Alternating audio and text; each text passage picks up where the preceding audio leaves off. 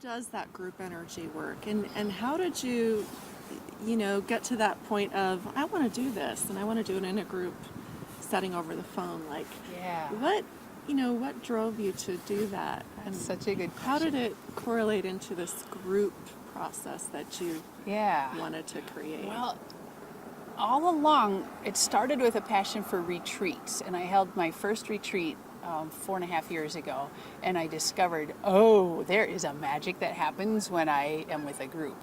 And it was brand new for me at the time, but I got to experience the magic that happens in a group. And I didn't have a clue what I was doing. I just knew, I want to get people together and laugh and play with joy, It's fun. And I'm like, whoa, there's something really big here, right? And so ever since then, following that thread, like, I love playing with groups. I know that I'm at my best when I'm with a group. And there's something in me that really thrives on playing with the energy of a group. And it's not like a skill I ever knew I had. It's just come from doing this that I love doing it. And so this summer, as I was asking, okay, what would be the most fun for me to create? Like in my business model, I'm always having my coaching clients ask, what's the most fun thing? What's the most fun?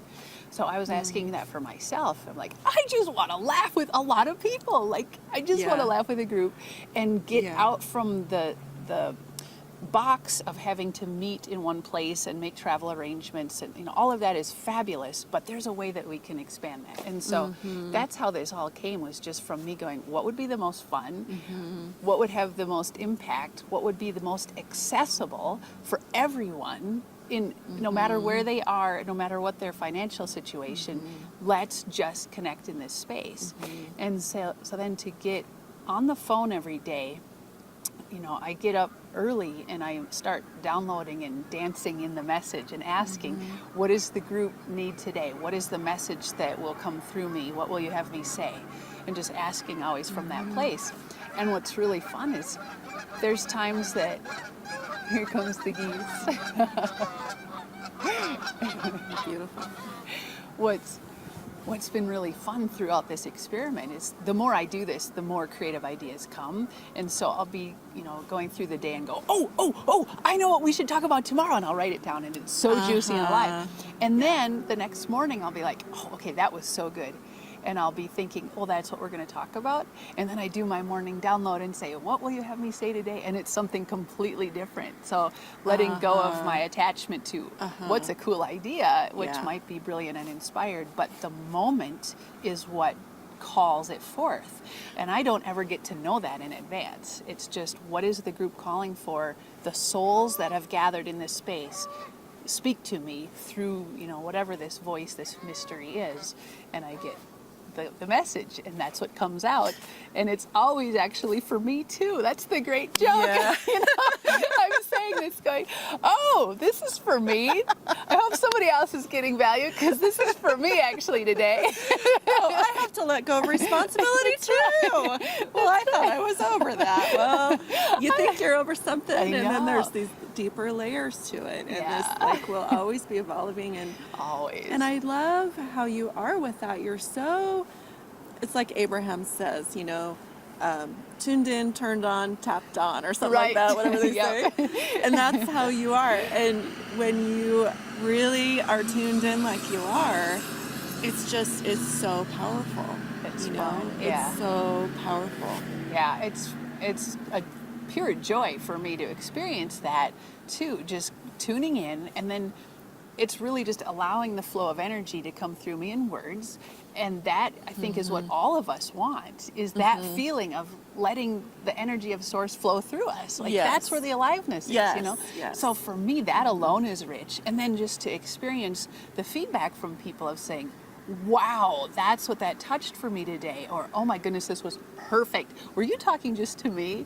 And just getting that feedback of, actually, we are all one. We are all evolving so together. And what's touching me is touching you, and we are not separate. And I think that's so much of why I love the group dynamic, because in our culture, in our societies, we've created such isolation for ourselves, and we think that our problems are unique and that we alone are going through this one challenge, and it's not true at all. Well, and you can feel pretty alone as well when you speaking for myself, when I have been on this journey of personal growth and like really into it and wanting to expand myself and improve my life, and diving into meditation and learning meditation and doing meditation and opening my third eye, and just all that discovery and therapy and an intensive work like that, and and retreats and just all of it, because I want to be the best that I can be. And sometimes I feel like a minority in that. Because a lot of people are content, and there's nothing wrong with it, but they're content with